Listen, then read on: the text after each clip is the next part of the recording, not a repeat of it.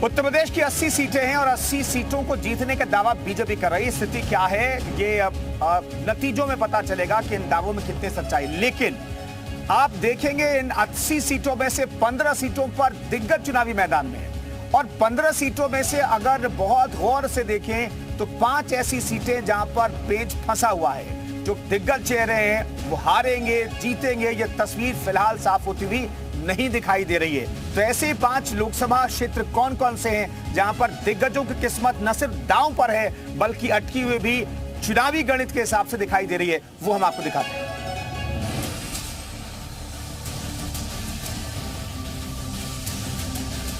लोकसभा की जंग में सारे प्रत्याशी सोच समझकर उतारे गए, समीकरणों को ध्यान में रखा गया।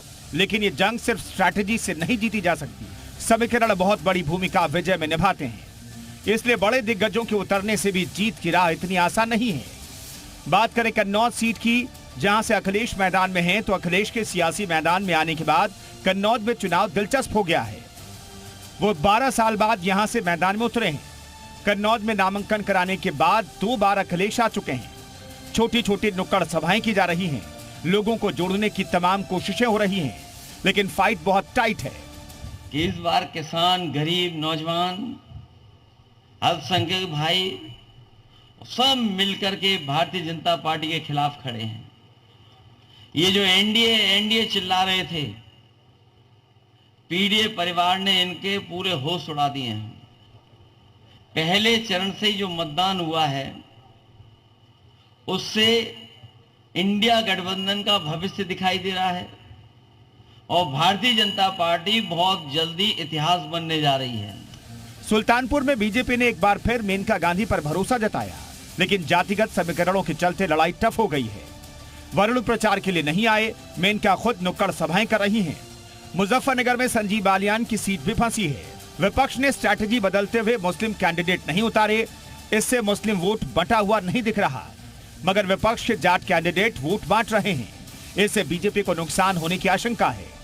मुजफ्फरनगर में 33% मुस्लिम वोटर होने के बावजूद 10 साल से बीजेपी के संजीव बालियान जीत रहे हैं। पिछले कुछ चेहरे देखे हैं तो सबके चेहरे बता रहे हैं कि भारतीय जनता पार्टी चुनाव जीत रही है। जब शिव चौक पर कार्यकर्ता ने घंटा बजा दिया तो चुनाव तो हम जीत ही गए। रामायण टीवी सीरियल में राम की भूमिका अदा करने वाले अरुण गोविल को बीजेपी ने मेरठ से उतारा। सपा बसपा ने 2 मुद्दों पर उन्हें उलझा दिया, लोकल बनाम बारी का मुद्दा और जातीय समीकरण का खेल। दरअसल दोनों पार्टियों ने दलित और त्यागी जाति के कैंडिडेट उतारे हैं। दलित और मुस्लिम वोट यहाँ बहुत ज्यादा है, इसलिए रामायण के राम मुश्किल में आ गए हैं। और भारतीय जनता पार्टी का अपना ट्रैक रिकॉर्ड इतना अच्छा है, अकेली ऐसा दल है जो राष्ट्रवाद की बात करता है। कैसा इंसान जो ईमानदार है, कैसा इंसान जो सच बोलता है। तो ये सारी चीज़ें, सारे फैक्टर्स हैं, तो इसलिए मुझे कोई भी इसमें वो नहीं है, डाउट नहीं है कि जीत जो है वो हमारी होगी। आजमगढ़ में चुनाव छठे फेज में है।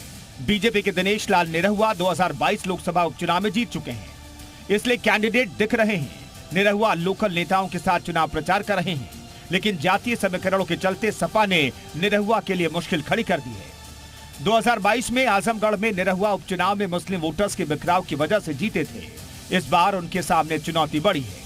किसके सामने क्या चुनौती रही, किसकी राह मुश्किल भरी रही, कौन विजेता रहा, कौन जीत का अभिनेता रहा, ये सब कुछ 4 जून को पता चलेगा।